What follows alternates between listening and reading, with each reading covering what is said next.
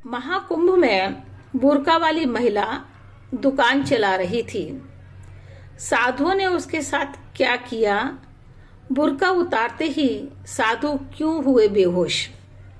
महाकुंभ के मेले में बुर्का पहनकर एक महिला दुकान चला रही थी। तभी अचानक 4 साधुओं ने दुकान पर आकर शोर मचाते हुए कुछ दान में पैसे मांगे। महिला 100 रुपये का नोट दान के लिए देती है, लेकिन साधु 100 रुपये स्वीकार न कर और पैसे मांगने की जिद करते हैं। महिला कहती है, बाबा मैं इससे ज्यादा नहीं दे सकती, क्योंकि बाकी के पैसे मेरे और किसी बहुत जरूर काम के लिए बचा रखे हैं। इतना सुनना था कि साधुओं में से एक ने उसका हाथ पकड़ा, एक ने मुंह दबा लिया और 2 साधु मिलकर उसके पैसे जबरन छीनने में सफल हो जाते हैं। पैसे लेकर जैसे ही वे भागने लगते हैं, तब कुछ और साधु भी आ जाते हैं और वो चारों साधु पकड़े जाते हैं। कौन थी वह महिला और क्या थी उसकी सच्चाई? क्या वह महिला साधुओं से मिली हुई थी या जो अन्य साधु आए थे वह भी उन्हीं के ग्रुप के थे? इन बातों का पता लगाने के लिए इस कहानी को अंत तक जानना होगा। प्रयागराज के पास के छोटे गांव में एक सुरेश नाम का आदमी रहता था। उसकी पत्नी का नाम मंजू था। दोनों की आर्थिक स्थिति बहुत अच्छी नहीं थी। एक छोटी सी किराने की दुकान दोनों मिलकर चलाया करते थे। दुकान से बस इतनी आमदनी हो पाती थी कि घर का खर्चा ही खींचातानी के साथ निकल पाता था। महाकुंभ मेले में मंजू आने के लिए अपनी इच्छा सुरेश को कहती है। वह चाहती है कि कुंभ में जाकर स्नान करना चाहिए। आगे पता नहीं मौका मिले या ना मिले। सुरेश मना करता है क्योंकि आने जाने में बहुत खर्चा होगा, परंतु मंजू के बार बार कहने पर सुरेश जाने को तैयार हो जाता है। पर यह भी कहता है कि हम वहां पर एक छोटी सी दुकान भी शुरू कर लेंगे। दुकान अच्छी चल सकती है क्योंकि बहुत अधिक श्रद्धालु संगम में स्नान के लिए आने हैं। ऐसा करने से मेला घूमना भी हो जाएगा और दुकान लगाकर कुछ पैसे भी कमा लेंगे। दोनों घर से कुछ जरूरी सामान लेकर कुंभ में पहुंच जाते हैं। एक दुकान किराए पर लेते हैं और उसे चलाना शुरू कर देते हैं। धीरे धीरे करके दुकान ठीक चलने लगती है। मंजू इस बात से बड़ी खुश थी कि दुकान भी चल पड़ी और मेला घूमना भी हो रहा है। एक दिन 4 साधु दुकान पर आते हैं और सुरेश से दान के लिए पैसे मांगते हैं। सुरेश धार्मिक प्रवृत्ति का व्यक्ति है, अतः साधुओं को 100 रुपये देता है।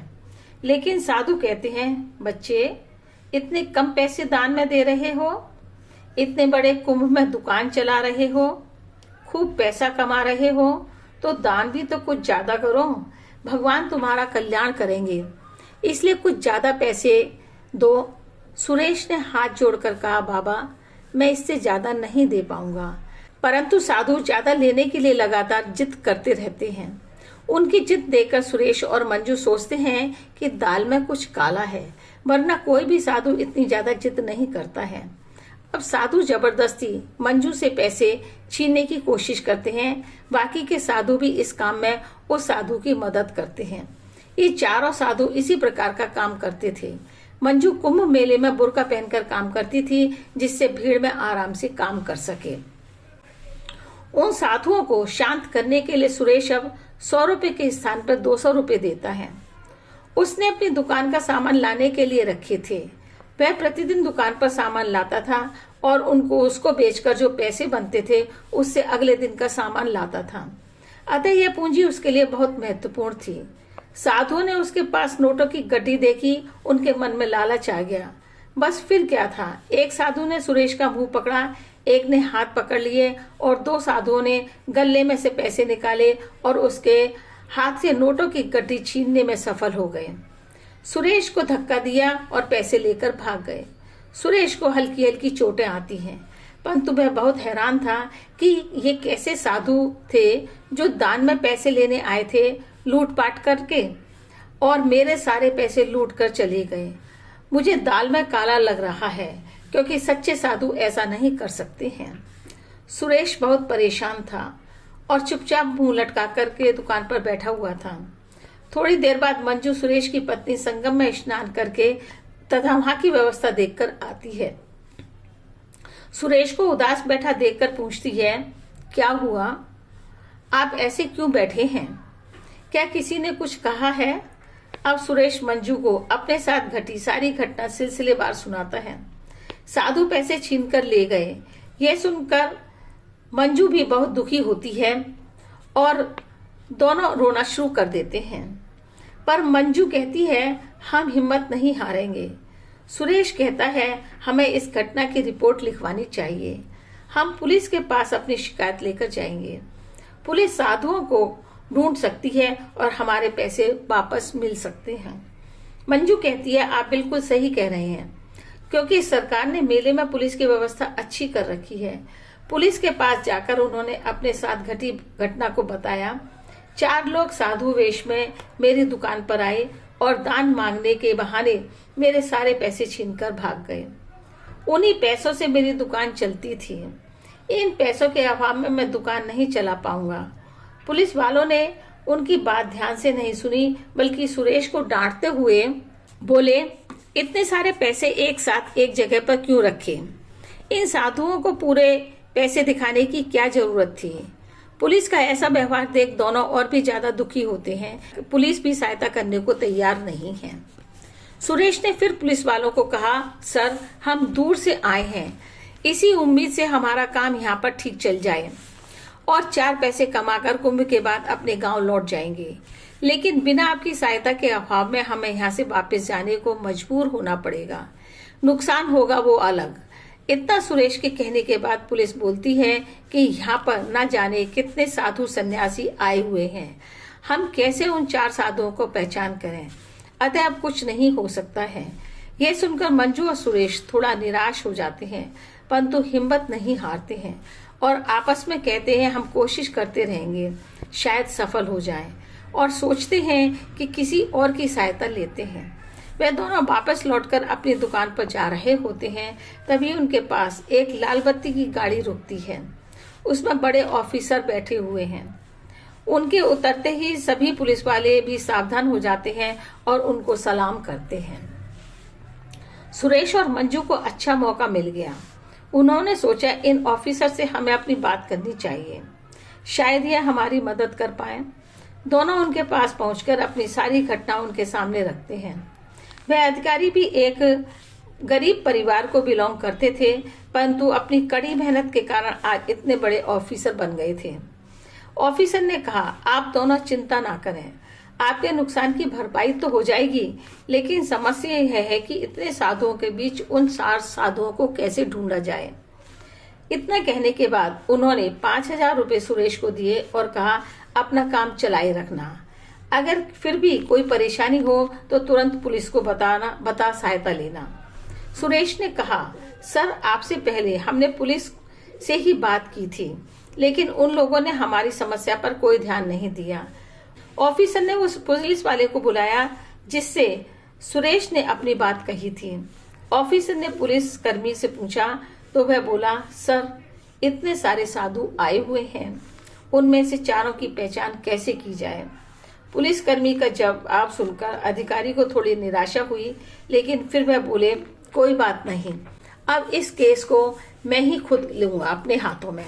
सुरेश और मंजू ने ऑफिसर का शुक्रिया किया, अपनी दुकान पर आ गए। दोनों कहने लगे, यह ऑफिसर तो भगवान का दूसरा रूप है। अगर इसी तरह के ऑफिसर हों तो समस्या उत्पन्न ही न हो और गरीब लोगों की सहायता भी हो जाए। ऑफिसर सोचते हैं कि क्या साधु ऐसा कर सकते हैं, इसलिए मामला गंभीर है और गहराई में जाकर ही पता चलेगा। रात को ऑफिसर एक महिला पुलिसकर्मी को बुलाते हैं और पूरी घटना बयान करते हैं। उन्होंने कहा, इस मामले को चुपचाप हैंडल करना होगा ताकि सच्चाई जानी जा सके। सुबह वह महिला पुलिसकर्मी अधिकारी के पास आती है और ऑफिसर उसको अपना पूरा प्लान बता देते हैं और यह भी कहते हैं कि यह काम छुपकर होगा, तभी दोषी पकड़े जा सकते हैं। ऑफिसर ने इस मामले को सुलझाने के लिए एक टीम बनाई और असली दोषियों तक पहुंचने का पूरा प्लान तैयार किया। इन 4 साधुओं की हरकत से ऑफिसर को यह बात समझ में आ रही थी कि साधुओं का यह गिरोह एकांत में बनी दुकानों पर हमला करते हैं, क्योंकि वहां पर बहुत अधिक भीड़ नहीं होती है। केस की खोजबीन करते हुए उनको एक मुस्लिम व्यक्ति की दुकान मिली जो कि सुनसान वाली जगह पर थी। उस व्यक्ति का उस दुकान में जनरल स्टोर था।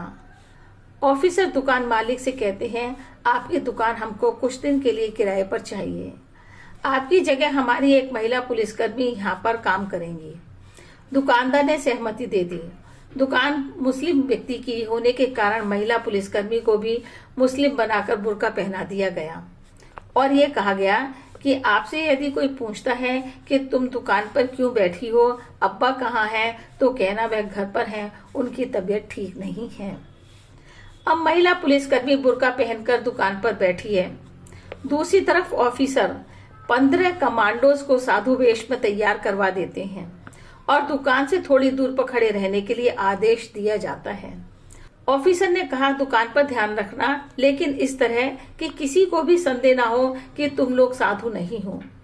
3 दिन तक सब कुछ पहले जैसा ही चलता रहा, परंतु चौथे दिन 4 साधु उस दुकान पर आकर दान मांगते हैं।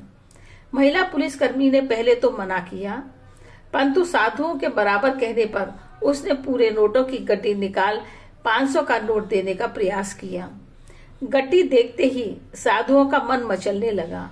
एक साधु ने महिला के हाथ पकड़े, दूसरे ने मुंह बंद किया और बाकी दोनों ने गड्डी छीनी और गले से सारे पैसे लेने की कोशिश करने लगे। उनकी यह प्रतिक्रिया देख साधु बन कमांडोज एक्शन में आ गए। उन्होंने साधुओं को चारों तरफ से घेर लिया तथा पकड़ लिया। सूचना मिलते ही ऑफिसर उस स्थान पर पहुंच गए। जब साधुओं की पूछताछ की गई तो पता चला कि वह साधु नहीं है बल्कि उठाई गिरे हैं, जो कुंभ में दुकानों को लूटने के उद्देश्य से ही साधु बने घूम रहे हैं। साधुओं ने यह स्वीकार कर लिया कि उन्होंने सुरेश को भी लूटा था। अब सुरेश को बुलवाया गया और उसके पैसे भी वापस दिलवाए गए।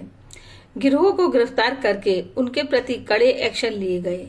सुरेश और मंजू ने ऑफिसर का मन से धन्यवाद ज्ञापित किया और कहा, यदि आप जैसे ईमानदार ऑफिसर हो जाएं तो शायद ये सभी अपराध समाप्त हो सकते हैं। ऑफिसर ने पुलिसकर्मियों को यह भी कहा, सुरक्षा कड़ी कर दी जाए और इस प्रकार के अपराधों की पुनरावृत्ति न हो। साधु बने लुटेरों ने यह भी बताया कि उन्होंने एक गिरोह बना रखा है जिसमें करीब 50 व्यक्ति हैं और हम लोग 5-5 का ग्रुप बनाकर लूटने के लिए निकलते हैं।